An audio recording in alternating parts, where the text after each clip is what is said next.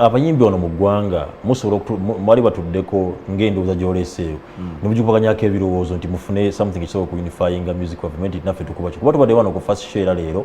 twogedde era ku nsonga yennyini munange Simon Chris n'alaga nti no oyinza okubeera nga kaŋŋamye nti omuntu ali bwe mbeera nga ndi wabweru wa Uganda nsobola okumanya nti nemba kale ndi mu Uganda somanya nti luyimba ne manduudde bwizi manya nti olwaba Nigeria nga bw'okyogedde nizimo tegera tulimba no lwa Uganda omala kubuuza kati ekyatulemeseza kiri kimu wano mu Uganda tetulina professional artist yenna leka naawe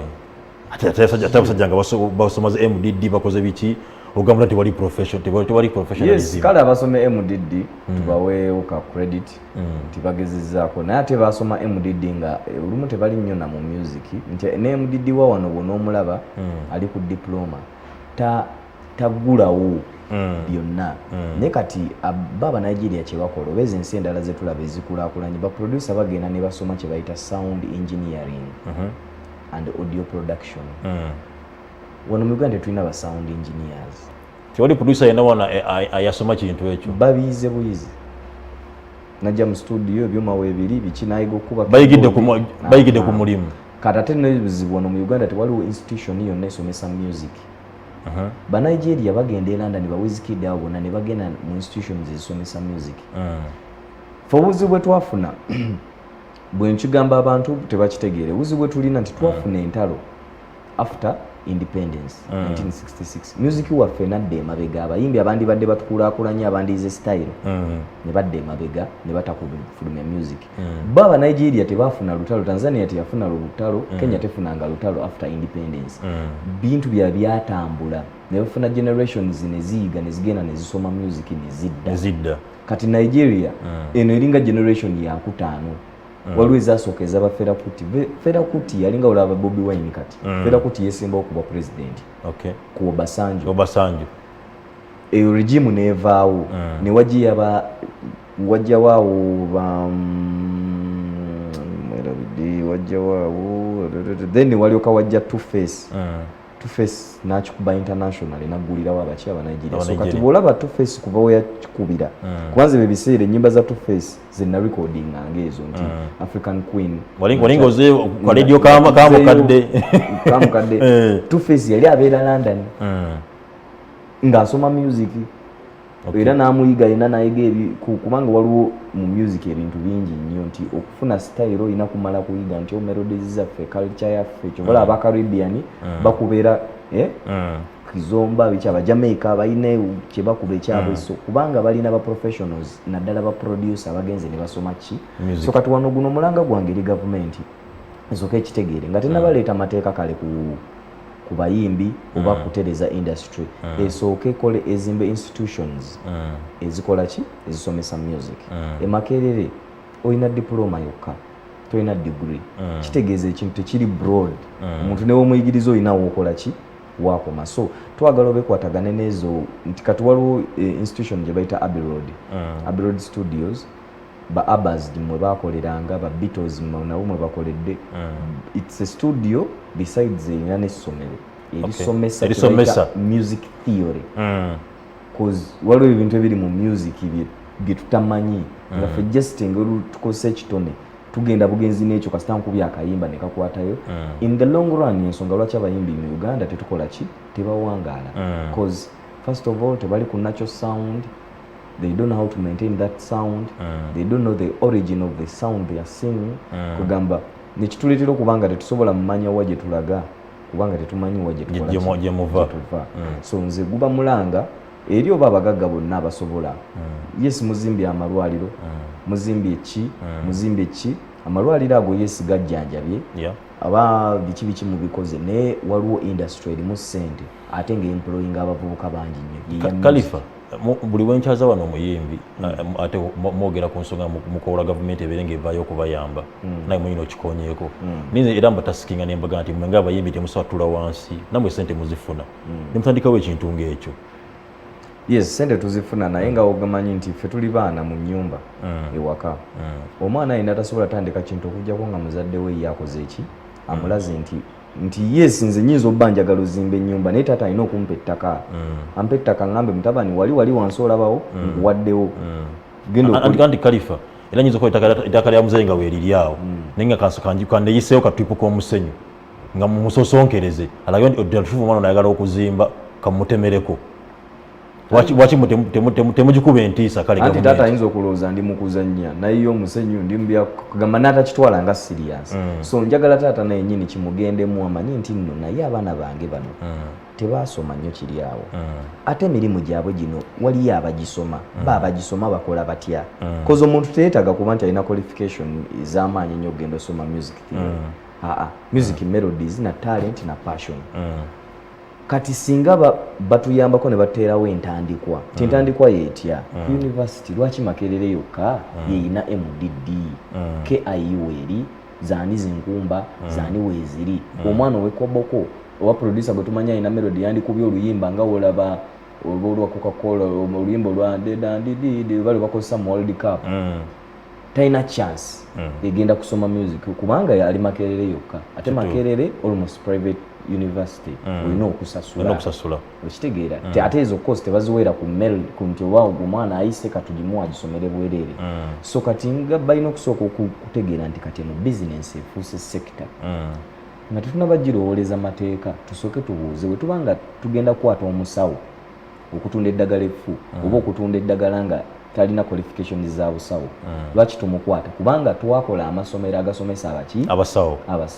ne babayigiriza ne standard ze balina okuoperatingirako emirimu gyabwe then kati bano abayimbi betukwata bo kiki twabasomesa ezo standard zetubakwatira twazibasomesa era twazibasomesezaawa emisolo gye tubajjako tubatereddewo space waye bafunira ssente ezo ne bafunako n'amagoba agasasula kubeera nga kukama nti tojiwa biwata naye gwe toyagala ogikame kati ekiro kiri nti balina kuddamu wansi ne batula wansi ne bagamba yes luli tubadde tetugirabanga mirimu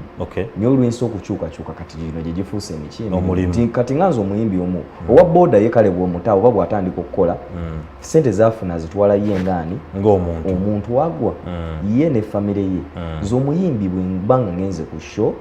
ku luyimba lwange hiti eyo gye nnina webbaala kwalya kweyategese Khalifa bantu bajje kwebageba bouncer bagenda kuuma Khalifa bagenda kuuma n'abantu ba waitress bagenda kuweereza bafaani ba Khalifa ba supervisor agenda kukola okusupervisinga nanyini bbaala ba DJ MC agenda oyitwa Khalifa kwegamba nti ogge kwesanga nti akalimu ako kamu kokka Khalifa ke yatandikawo kayina engeri gye kabeezaawo abantu abangi ate omusawo ye bw'agenda osoma obusawo kale atuyamba ffenna yes kubajjanjaba ffenna ne benefits zidde eri ye nga yoki financial benefits zidde eri ye ng'omuntu naye ate wano ku Kigulu kiyamba abantu bangi kati mu kukabinga unemployment cause yes si nti gavumenti ebintu bitambula bulungi naye nti okukabinga kale unemployment eyitiridde mu bavubuka ate nga bangi ebintu ebyo ebyo byetaaga okutandika okukola ki kubanga abavubuka tuba inspiring nga bagala bbanga ffe eri omwana gw'otasobola kugamba mbugenda osome naganza njala kubeera nga Khalifa njala bbanga Khalifa kati ogenda mukolera ki era ogenda mukakambya okusoma agende bimukube so Khalifa badde agenda mugamba bugambe munange genda ku institution obugundi ogenda osome music kayimba kiki wakuba n'ogamba nti owoge nti wasooka n'okuwuma ekyama kyo breakthrough yavaayo ddi era yaviireko kayimba ki breakthrough yange evaayo 2012 akayimba ako bakayita Minakonda era akayimba kensinga ndowooza okwagala Minakonda ze yali tamanyi kubya site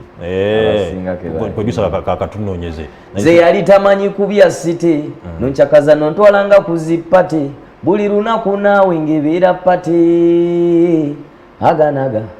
Minakonda mama Minakonda mama Minakonda mama I love you baby yebwe yansingira akayimba ako mutuufu kensinga okwagala kubanga kekewunyisa abantu kajja ne sound mpya bonna ne barecognizinga nti osanga waliwo talent empya ze okusinziira ku nnyimba ezaaliwo waliwo Kasenyanku waliwo bwe najja n'akayimba ako tufa kayimba kakola kyanjawulo ekyenjawulo kiri kayimba ako nga wegambye nti nali Makerere nakwata ate ku busente obwo bwennyini obwa tuition nengenda nkola akayimba ako nkamalirize kuba ebiseera ebyo tewali manager tewali producer nali mu back to life omwali Yamoze ne Bafana nga bo be ba main artist tuli bawerekeze naye nange nentuuka nga mwana omugagga nze tandabawo ng'olina okunoonya engeri gyonayo ate nga nange njagala kati nnyimba zange nalisookanga kuba instrumentals nakuba instrumental oli nalowooza nti ki ennyimba nazirecording kumbe nakubanga freestyle so kati nafuna akasente ako neŋŋaa mwana kaŋŋende online katale ngenda nenshutingako video nentereza n'oluyimba mu audio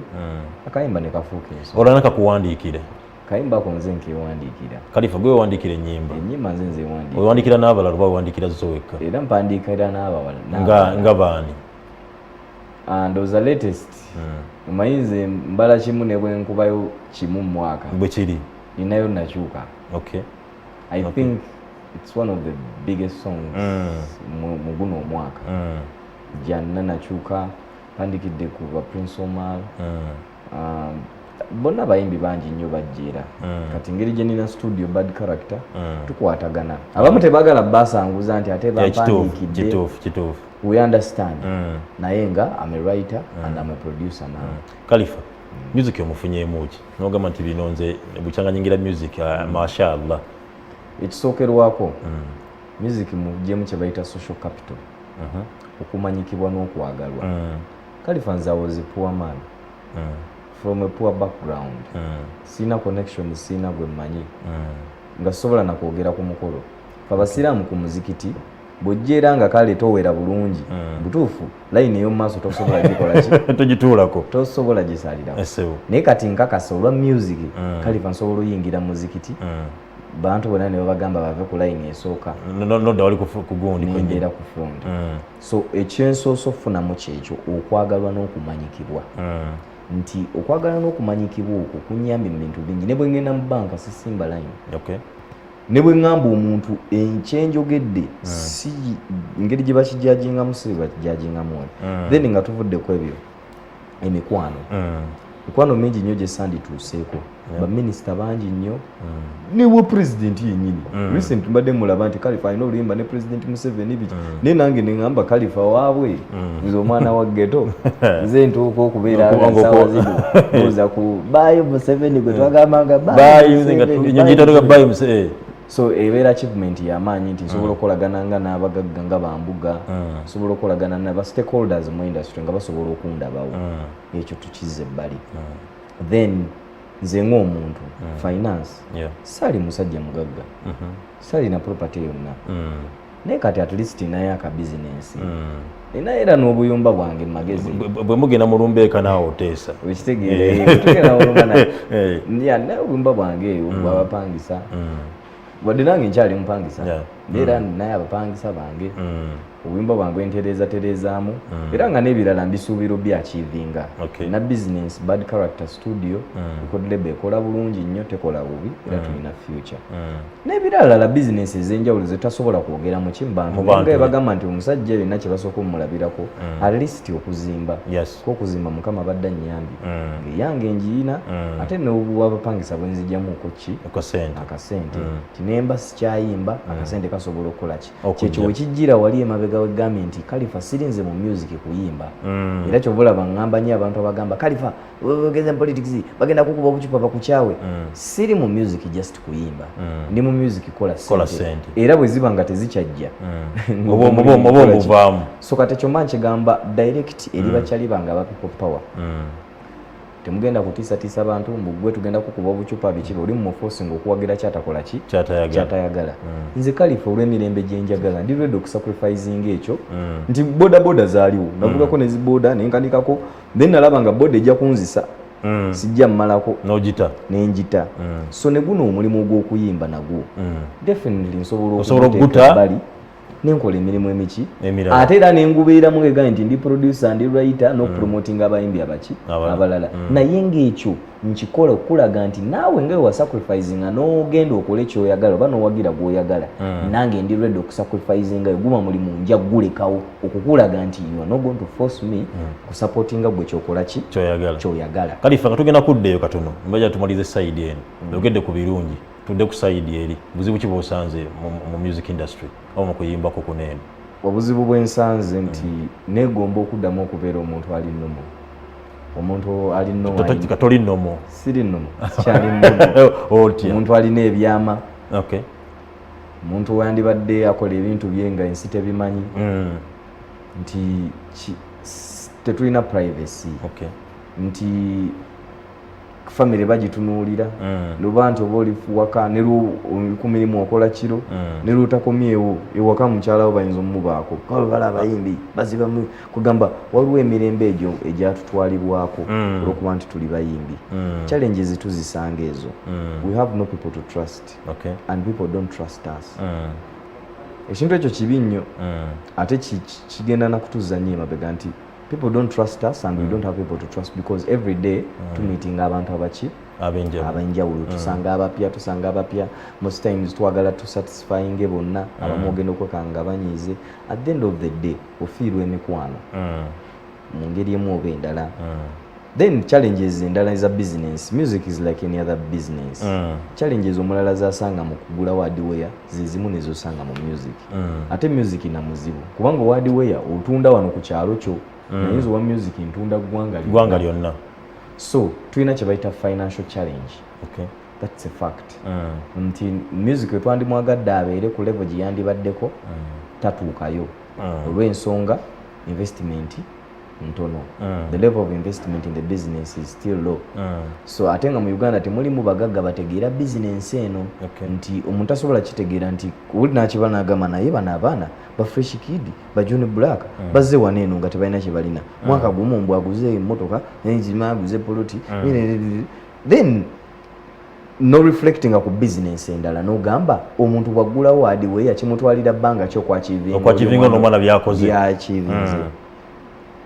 then kati ng'omuntu ategenda gamba olaba oli akwata obukadde 5 n'abuteeka mu hardware nekimutwalira emyaka 5 hardware eyo gizimbamu ennyumba naye ono omwana ne bamuteekamu obusente bwakiyaaye bwakweyiiya n'agula emmotoka mu myaka 2 ndaba abagagga bandibadde bathinkinga twice about the music business oba temufuddeyo bamanyisa namwe muyinza okuba nti mukweka nga wotugambye nti bonna bewesirikira temuvuddeyo okubeera banjirufu kulaga abagagga nti mudufu woteeka wano ofuna bwekiti tugezaako naye nga wegambye nga we nagambye nti sensitization kuva mu gavumenti ntono nti era wembadde nzijawo nga tuva ku music twagala okudda side eri ogamba kikyolaba kiyinza okukolebwa okulanda music industry ekuzibwa kubanga ondaze level gyaliko tusijja oyagala ebeereko kintu tulina kukola ki ekisookerwako nti abakulembeze oba system y'eggwanga erina okusooka okurecognizinga industry eno bwegirecognizinga egenda kugiteerawo strategies ezikutuyamba nti ojja kwesanga nti nze Khalifa nina erinnya erisinga omuntu just alina ka pharmacy n'ennyingiza nyinza omusinga alina ka pharmacy ne bwe ngenda okufuna loan sisobola kukozesa linnya lya buyimbi oba maanyi ga buyimbi nenfuna nina kukwata ttaka lyange linagula ne so ate nga lina erinnya ddene nnyo n'okusinga ettaka oba bizinesi yange ya music nnene ki n'osanga nga nze bagenda kuŋŋamba genda oleete bizinesi yo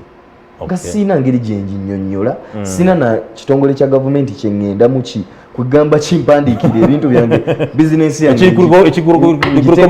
ngiteeke ku mpapula bwenti nti omuntu agirabe so bizinesi yaffe ekyali mu bigambo twagala gavumenti eveeyo egambe nti bannaye guno mulimu by investors nga bweyita abachina cause bannayuganda tebagisobola eno business expensive nti omuyimbi omu omufuula Diamond kyangu nnyo nekyetagamu ekitone nnyo miliyoni ng'ebyo 3 ekizibu omuntu okukwata miliyoni 3 biteeka mu muntu omu wano e Uganda kubanga aba alaba ateekamu gwe muntu kati wakyalina okubaawo okusensitizinga abantu nti bw'oba otadde mu Khalifa is a machine iye ne bw'oba omutaddemu nti yes